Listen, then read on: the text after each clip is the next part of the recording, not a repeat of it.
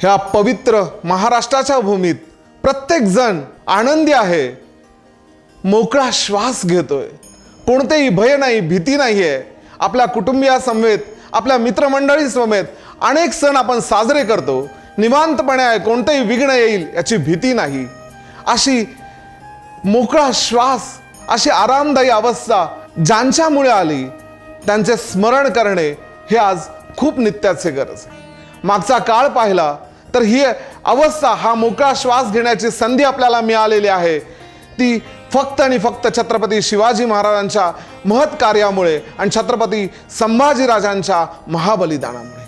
अत्यंत बिकट अवस्थेत, अत्यंत काळ्या कभिन्न अशा काळामध्ये हे स्वराज्य निर्माण केले आणि आपल्याला हा सोन्याचा घास दिला आणि पुढच्या काळात हे स्वराज्य छत्रपती संभाजीराजांच्यामुळे टिकून राहिले। म्हणून आज आपण प्रत्येकाच्या घरात निवांत आहोत मित्रहो।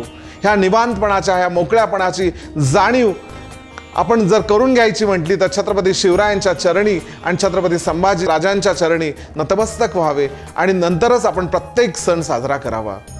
आता तर येणारा सण हा गुढीपाडव्याचा सण, नवीन वर्षाचा सण, मराठी नवीन वर्षाचा सण आणि ह्याच्या शुभेच्छा देताना छत्रपती शिवाजी महाराजांच्या चरणी लीन होऊन आणि छत्रपती संभाजीराजांच्या चरणी मस्तक ठेवून मी आपल्याला येणाऱ्या नवीन वर्षाच्या ह्या गुढीपाडव्याच्या निमित्तानं खूप खूप शुभेच्छा देतो। येणारे वर्ष हे आनंददायी, आरोग्यदायी, सुखसमृद्धीचे जावो।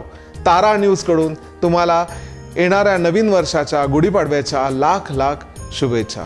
छत्रपती शिवाजी महाराज की जय आणि छत्रपती संभाजी महाराज की जय।